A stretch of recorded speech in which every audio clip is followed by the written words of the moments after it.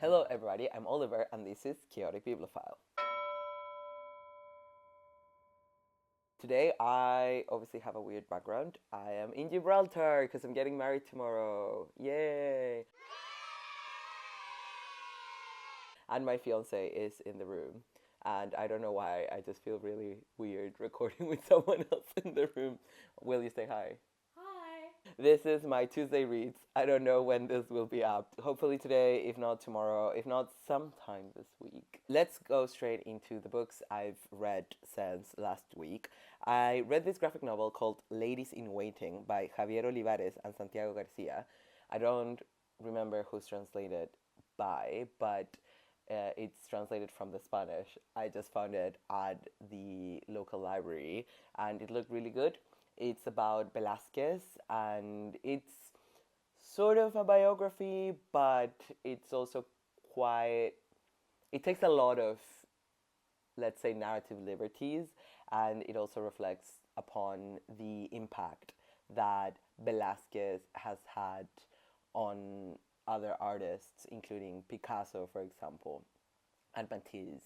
And it was really interesting. It was a really quick read, but narratively, it was a bit all over the place. I appreciate that the art style is really, really nice and sharp, and it does cool things with color, and it changes as there are flashbacks or it talks about other painters, and I do appreciate that. However, as a story, or even as a non-fiction book about Velázquez, it was a bit all over the place. So I don't know if I would recommend it.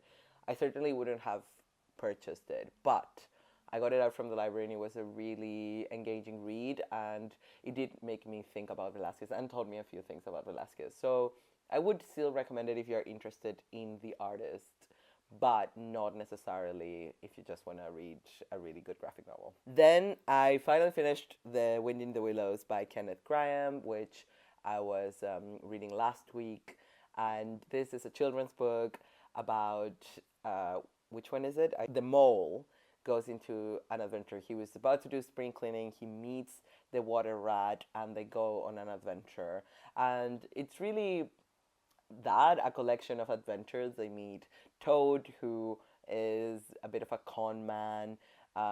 They meet the badger, and there's scuffle involved. It's quite episodic, but there is an overarching narrative. I couldn't believe the ending for a children's book. It felt quite savage. I won't spoil it just in case you want to check it out. What I thought was really interesting is that it's never explained why these animals are animals, because there's also people and they interact, and there's no anything about it. It's just sort of there, and I like that sort of absurdity and nonsense. It feels very whimsical and sort of English countryside vibes. So yeah, I really enjoyed it. Would recommend as a children's book. I'm so excited about this one. Discord by Jeremy Cooper, and this is by the same author as Brian, which you might have heard about because I think that's his most famous one. This one is coming out in Feb. On the face of it, is more traditional than his other novels. It uses dual perspective from Evie, who is a young, really, really talented saxophonist, and then Rebecca, who is an older composer. I think she's in her 50s, and they are matched by an agent, and they are tasked with creating a piece for the proms, and it's Rebecca's first proms. And it's really interesting because Rebecca used to be this like really promising pianist and composer, and she's sort of fizzled out. So she's quite neurotic and she's very insecure, and so it's third person narrative. It starts with Rebecca, then goes to Evie, then goes to Evie and then Rebecca again. So if you see, like, they alternate, but you sort of stick with one perspective for longer, if that makes sense.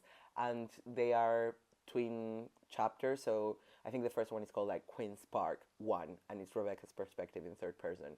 And then it's Queen's Park 2, and it's Evie's perspective. And then it's Another Place 1 and 2, and that's how it alternates. So even within the, I would say, very fashionable nowadays dual perspective, it still has that subtle, sort of very deliberate choice that creates interest. And what I love most about Jeremy Cooper is that he is so empathetic with his characters.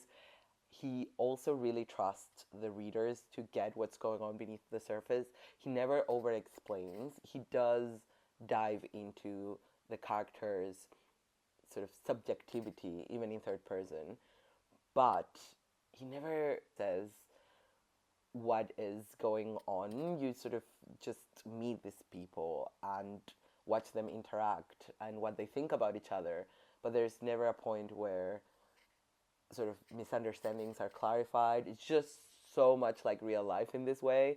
I don't even know how to accurately describe it. Unless you've read Jeremy Cooper, you would know. It's just such a light touch and such a talent to create these narratives where not much happens and yet you care so much. So basically, the main conflict is whether they will get this piece done, because Evie is on the fence about Rebecca. Rebecca is very insecure. There's an age gap. Also, Rebecca at first feels weirdly about Evie. Like, you suspect this might be a romantic connection, but also, is it really? Is that what she's feeling? There's like definitely a sort of friendship crush vibes, and it's just so interesting how it all plays out. And I love the ending. I just loved it through and through. At first, I remembered being a bit surprised because I did think it felt a bit more traditional than I'm used to from Jeremy Cooper. And yet, the deeper I went into the book, the more I felt, oh my god, I'm in such safe hands. This is so interesting, so engaging. I just want to keep reading to see what happens. And I just so enjoyed the prose. It's just so good. It's interesting to have such strong characterization in a way that's, again, so subtle. Like, the narrative is not voicey at all. It's more about this whole painting of these situations come together. And again, with the dual narrative, you have the risk of over-explaining, but it didn't feel like that at all. It just felt like, oh, I'm going with this person, then now I'm going with this person, and it all plays out. And just like in Brian, and Bolt from the Blue. So Bolt from the Blue talks about visual art, and Brian talks about film, and there are always like loads of little details about these art forms. And just like that, the music, the classical music that's explored in this book, it was just, obviously, I love classical music, so I was just very riveted. I highly recommend it. Look out for this one coming out in February, I think 12th, maybe, like mid-Feb, so not long to go. Finally, I read another graphic novel. This one, I actually don't think it's translated into English. So it's been translated as Corpus Christi, or that translates to the body of Christ, by Bea Lema. I'm still not quite sure how autobiographical, if it's a straight up memoir or if it's more autofiction. On the summary, it just said she writes autobiographical graphic novels. This was really interesting because I thought it was going to be about religious trauma and her being raised as a kid with a very religious mom, but that's not quite it. Basically, her mom suffered from psychosis and hallucinations, and some of them were religious. Because of trauma, she had this thing where she thought there was a demon that wanted to come inside her and haunted her. There was a lot of religious iconography and fear and guilt associated to that, but it was not that she was raised as a religious person, really. I was really interested. I really enjoyed it. First of all, the art, it's stunning. It uses a lot of different palettes. It uses a lot of watercolor, but also a lot of stitching, and I'm not sure if the artist actually creates these cross-stitched works and then she photographs them, or if it's all done digitally or through drawings, but it's beautiful. It's really, really cool. It dives into the story of the mom, while at the same time talking about what it is being a kid and growing up in this household. And also then, as she grows up, feeling like she needs to be responsible for the mom and become a carer for the mom. It's just heartbreaking, but really beautiful. And it's really nice that if it's not a straight up memoir, then the author did choose to have a very hopeful ending. I hope it gets picked up in English because I think it would be a really good one.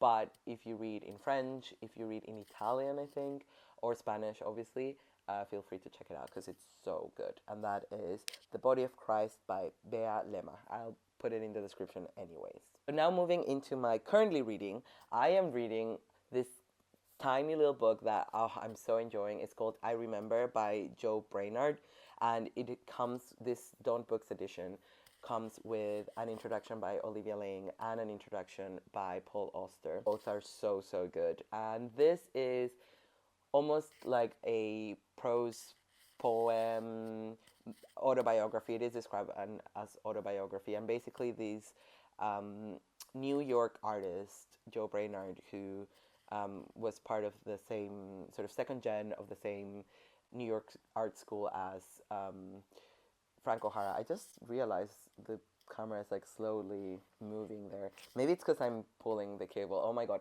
I'm really trying to make the headphone mic work so there's not much echo, but results have been mixed. We'll see what continues happening. I'm just gonna whoop. Nice. So basically what he started doing is just write I remember and other phrases, but it's not automatic writing at all. It's actually quite precise. It's been, he's edited it and worked at it for some time. And it's such a great mix of really, again, poetic, beautiful details. Obviously he was a painter, so there's lots of like sensory visual details.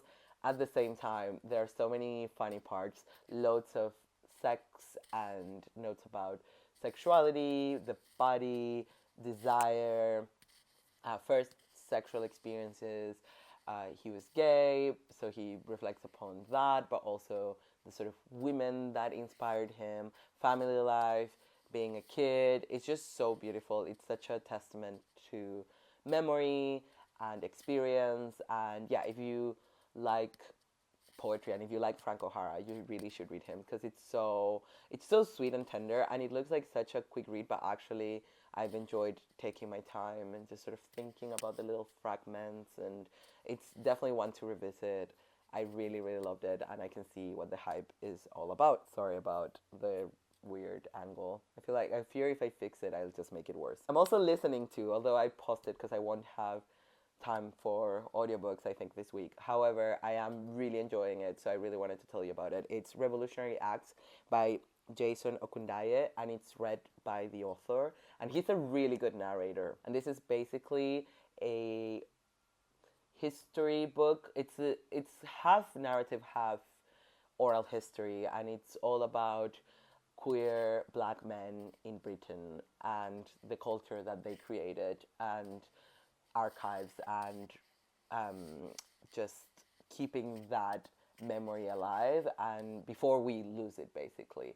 And it's so important, but it's also written in such an engaging way without denying any of the academic aspects, the way the author engages with the subjects, but also the archives is really interesting, and it's all brought to light on the page. So on top of being a rich material about a rich history book, it's also a great book about historiography and the sort of endeavor of recuperating and keeping history and like making history, if that makes sense. Number 3 is Tale for the Time Being by Ruth Ozeki, which I did not bring because I just didn't want to bring.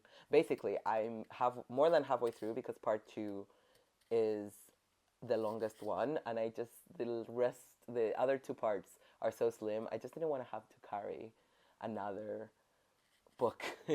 However, I do want to mention that it's just gotten weirder and like more intense, and because it's about this woman who lives in an island in British Columbia, and she finds a journal from a Japanese kid, and it engages with World War II. It engages with the tsunami of, I want to say 2012, but I might be wrong.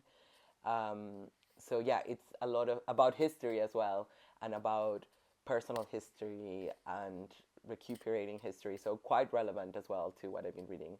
And I'm really, really enjoying it. It's my first fiction Ruth Ozeki, and it's been so, so good. And then I have a little book haul. Actually, these are not all the books that I've acquired, but I'm still on track. I'm still all right, I think. If you don't know what I'm talking about my goals for the year. I will link that video in the eye and down below as always. Yeah, so I got this as well as a book that I'm not carrying with me at the moment, but it's My Mother Laughs by Chantal Ackerman, who is also a filmmaker. And these are both memoirs that I got with the Bard Books Advent Calendar, and that's what I wanted to tell you about. Basically, my friend Dani, who you've known, she's been on this channel several times, and she got me as a Christmas present the Bard Books Advent Calendar, which basically has a quote every day, a Christmas-related quote every day during December, like 24 days, and then you pick the 2 quotes, and they do tell you what book the quote is from, and then you pick the 2 that you want the most. You can get those and a coffee. And so we went to pick them up together, and they also had, when we went, they had a really cool table with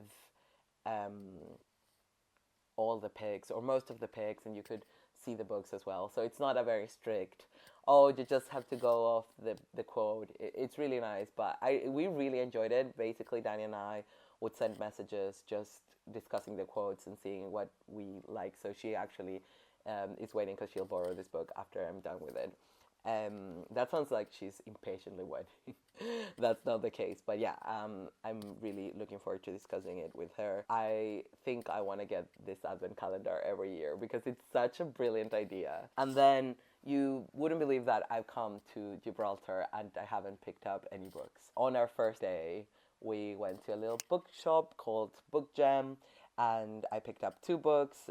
Both are classics. One is a modern classic, The Diving Bell and the Butterfly by Jean-Dominique Bauby, I want to say. That's definitely wrong. And this is translated from the French by, I know it's said, but, Jeremy Leggatt. And this is also a memoir. Basically, this man suffered from locked-in syndrome, which meant he was in full possession of his brain capacity, but he couldn't move at all except for his left eyelid, and that's what he used to basically dictate this book. And he passed away, I think, like 2 days after this book was completed. So it's just an extraordinary tale. But what I thought was most interesting was that when I opened it, it was talking about the Count of Monte Cristo, and it was engaging with literary criticism. And I mean, he was the editor-in-chief of French Elle, so maybe, literature was just that important to him. But just the thought of, you're on your last legs, you are dictating this book with your left eyelid, and you're discussing literature, is just so beautiful and moving. I just had to get it. I also got The Moonstone by Wilkie Collins, which I've never read, and I don't know why. No, I actually know exactly why. Basically, on one of my reading mock papers, they had an excerpt from The Moonstone, obviously in Spanish, but that sounded so fun and entertaining. I was looking for a cute little edition that I would like. This is perfect. It's like a pocket book. Obviously, it's quite chunky. I like that the print is alright. It's not too small. So yeah, I'm really excited. It was also quite cheap, so that was good. And that is my haul, and that is all I have to show you for today. I'm sorry about the weird framing thing. It's just, yeah. That's all I have for today. I can't even describe how happy I am right now and how excited I am, and we are now going to walk through Gibraltar. Please tell me what you've been reading. See you next time. Bye.